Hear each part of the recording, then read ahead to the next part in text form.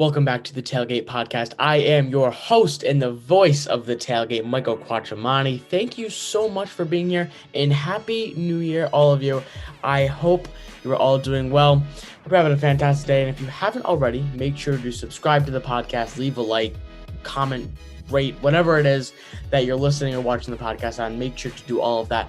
And also, make sure to check out the TikTok where I upload loads of football content. Gonna start doing some NBA content, just like I'm about to do in this podcast. Gonna start doing some NBA stuff.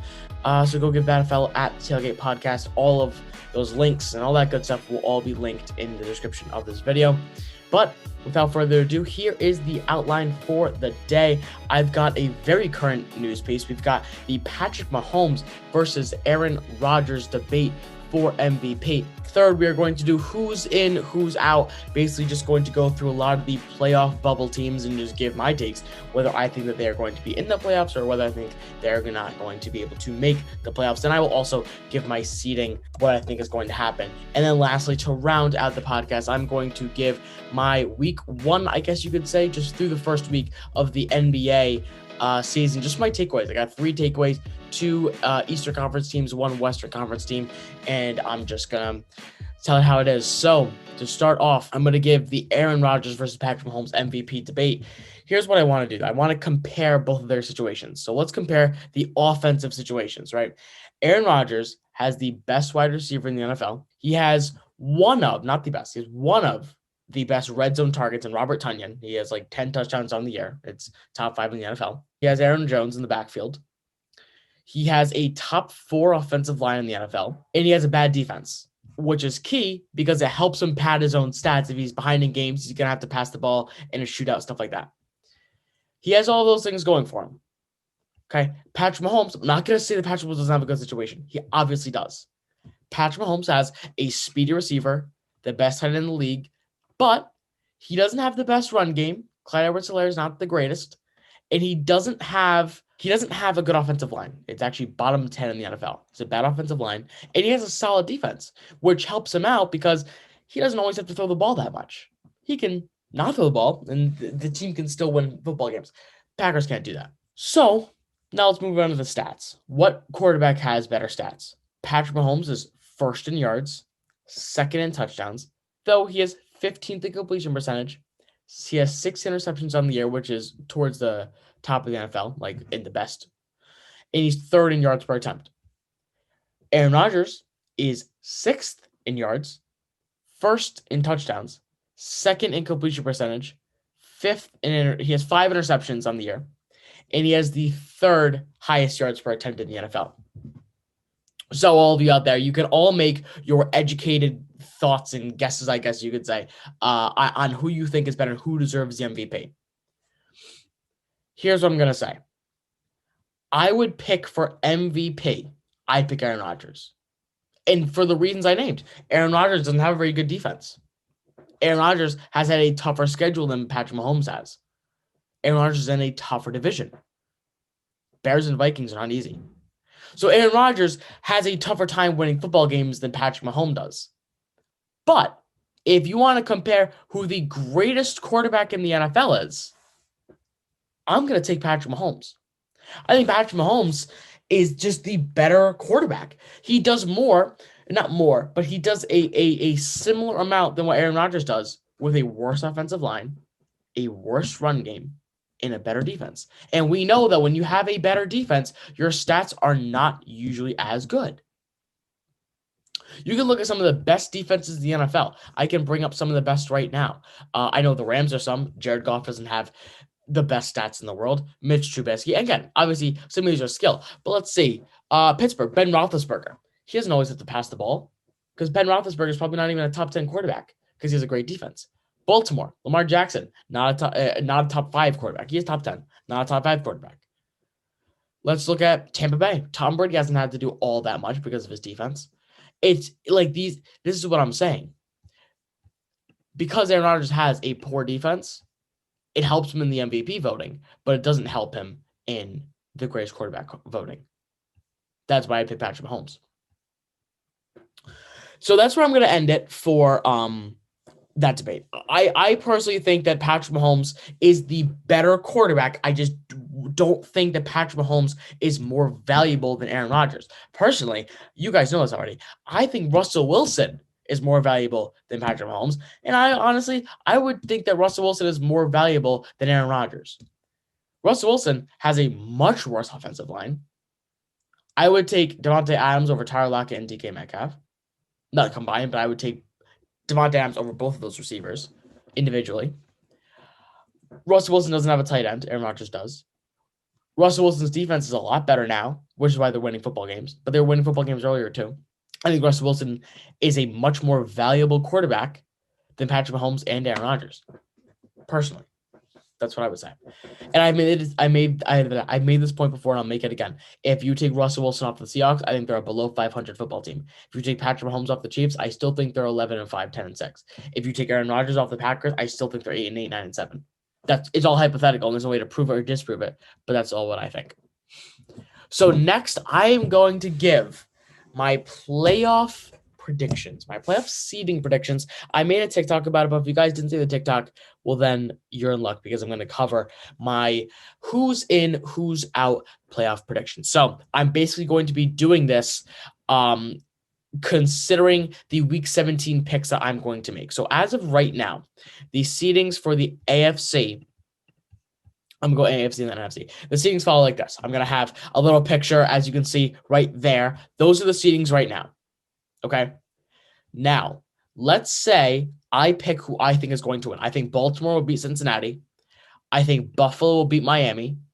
I think that even with Mason Rudolph, I think Pittsburgh will still beat Cleveland. I think Kansas. No, that's a tough one. No. I think Cleveland will beat Pittsburgh.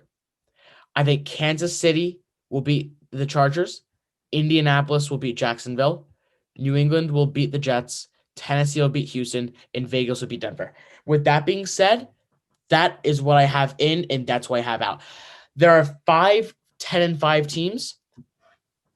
There's only one that doesn't make it. I think Miami is the odd man out. I don't think Miami makes the playoffs. But here's the thing. Let's say Pittsburgh wins, Miami's in, Cleveland's out.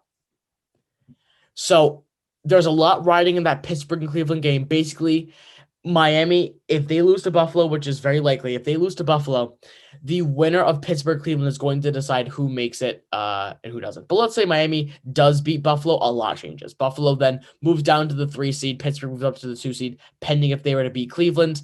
Cleveland would still be out of the playoffs. Indianapolis and Baltimore would both move down a seed. But if Cleveland were to win that, Buffalo would still retain the 2 seed over Pittsburgh. Indianapolis would be the odd man out, and Cleveland would move into the 7th seed. So a lot of things, a lot of stipulations that are happening in the AFC, but I think that Cleveland will beat Pittsburgh, and I think the rest of the things will follow. So I have Miami being the odd man out. Again, very talented football team. I definitely see them being in the playoffs for years to come, for sure, but this year I don't have them making the playoffs. NFC, Green Bay retaining the 1 seed. I think that is pretty self-explanatory. I don't see them losing to Chicago, and they're kind of in it. If they win, they will retain that seed. So right now, here are the standings. Green Bay 1, New Orleans 2, Seattle 3, Washington 4, Tampa Bay 5, LA 6, and the Chargers 7. So right now, Arizona and Dallas are both the odd men out. Again, I think both of those things will change. We will have to see. So right now, I have Green Bay beating Chicago. I have Tampa Bay beating Atlanta. Here's where it gets interesting, though. With this NFC East, I have Philadelphia beating Washington. I think that the wheels are kind of going to fall off in Washington. Philadelphia is in a very prove-it situation with Jalen Hurts. I think that they win.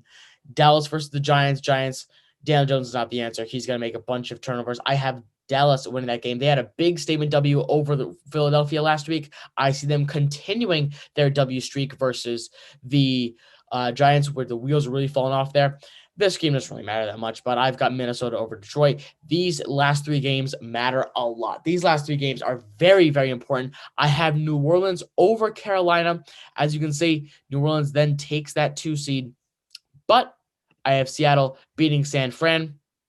Again, New Orleans does have the better conference record, and when both teams are both 12-4, whenever they have the same record, it goes to the conference record. New Orleans has the better conference record at 10-2 compared to Seattle's 9-3. So I have New Orleans having the 2 seed over Seattle. And then lastly, Arizona and LA, a very, very big game. If Arizona wins this game, Arizona is a 6 seed, LA is a 7 seed. If LA wins this game, then LA is a 6 seed, Chicago is in the 7 seed, and Arizona is kicked out of the playoffs. But I think with no Jared Goff, I think Arizona will win this game. Chicago will be taken out of the playoffs. Arizona will move into 6. LA will barely make it as the 7 seed. So that is what I think will happen with the NFC playoffs. I have Green Bay at 1, New Orleans 2, Seattle 3. Dallas will sneak into the playoffs at 4, Tampa Bay 5, Arizona 6, and LA at 7.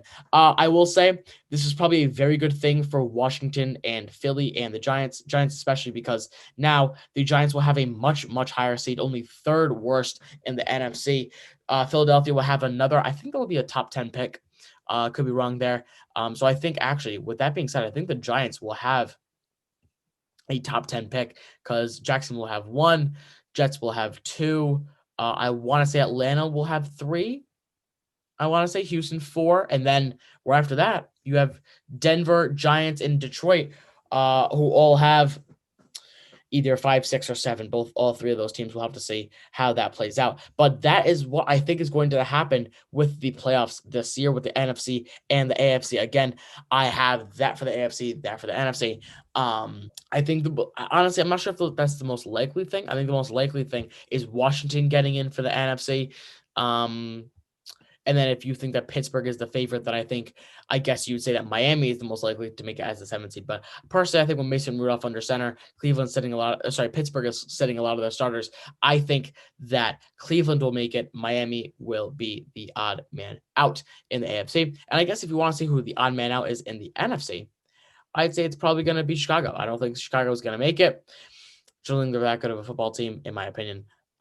Even though they are trending over the last few weeks. And I do think they're going to give Green Bay a run for their money. I definitely see that happening, but we will just have to see. And the last segment I'm going to have for the day, again, if you guys have made it this far into the episode, thank you so much for stopping by for this long. I really appreciate all of it. All the support has been overwhelming. Thank you guys for so much for almost 15,000 followers sitting right now at 14,700. It is unreal. I can't believe all the support you guys have been giving me lately. Really means a lot. NBA takeaways after week 1. Let's go.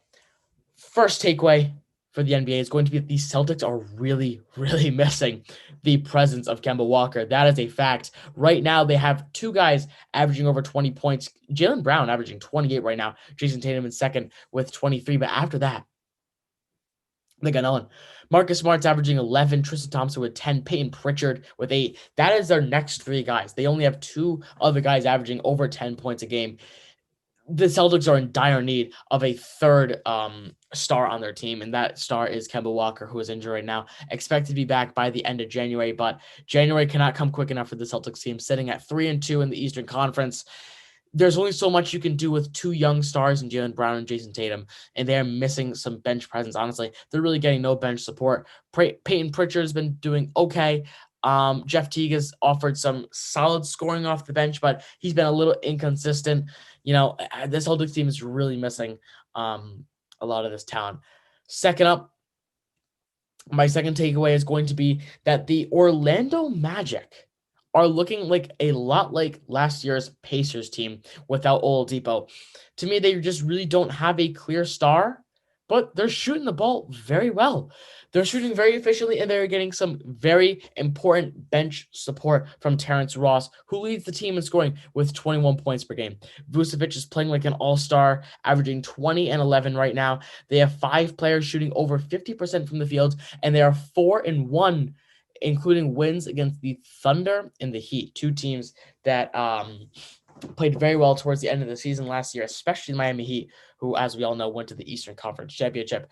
Just to read off the scoring for the Magic, Terrence Ross leading the way with 21 points per game. Vucevic, another 20 points per game. Again, Terrence Ross, like I said earlier, is coming off the bench. He's not even starting. Markelle Fultz finally starting to look like the number 1 pick that everybody, saw him to be. He's averaging 16 and 5 right now. Evan Fournier, another shooter, averaging 15. Aaron Gordon, averaging 11. Starting off a little bit slow, but hopefully he'll get it back to the Cole Anthony, offering some good bench points, putting up 10, 5, and 4. Dwayne Bacon, just another shooting guard, 8 points per game. It's just, all the people that are just contributing for this Orlando team. Just reminds me a lot like the Pacers last year, with TJ Warren, Domantas Sabonis. Obviously, both of those guys were looking like all-stars, but you'd really never heard about those guys a whole lot as being, top tier players in the NBA before the beginning of that season. This year, those guys might be Vucevic, Markelle Fultz, and Terrence Ross, and that might carry them into a playoff seed. We'll have to see. I think they'll make the playoffs as a 6 or 7 seed. We'll have to see what happens. And my last takeaway from the NBA week 1 is going to be that the Phoenix Suns are legitimate contenders in the West. They're sitting at 4-1 right now, backed up by some phenomenal performances by Devin Booker. They have everything you need to be a legitimate contender. They have a go-to scorer. When you need a bucket, Devin Booker is your guy. They have a veteran presence. We saw CP3 Chris Paul carry the Thunder to the playoffs last year. Obviously, they had other players like Shai Gilgeous-Alexander, but CP3 has looked great this year, has a great presence for this team, averaging 11 and 9. They have a solid big man, DeAndre Ayton, averaging a double-double accompanied with a block a game. He's playing well right now, shooting the ball efficiently. Hopefully, he'll get more active in the shooting game, though. Just scoring game, I should say. They've gotten some great bench support. Cameron Johnson, I didn't really know who this guy was, if I'm being honest, coming into the year, averaging 15 points per game. This Suns team is looking to make some moves in the playoffs. So, guys, that is actually going to be it for this edition of the Tailgate Podcast. I appreciate you all for stopping by. Again, I really, all the support that you guys have been giving has been absolutely unreal. If you guys are noticing, the camera is actually a little bit better this week. The camera, what do you call it? The quality is a little better. This guy got a MacBook for Christmas, so you're gonna be seeing some better quality videos. I might be putting out some actual YouTube videos that just uploads to the podcast. We'll have to see, though. I'm not sure what I want to do with the Tailgate Podcast. But again, thank you guys so much for stopping by. Again, all the things are linked down below, so you can check out more of the Tailgate content, and I will catch you guys later. Thank you guys so much.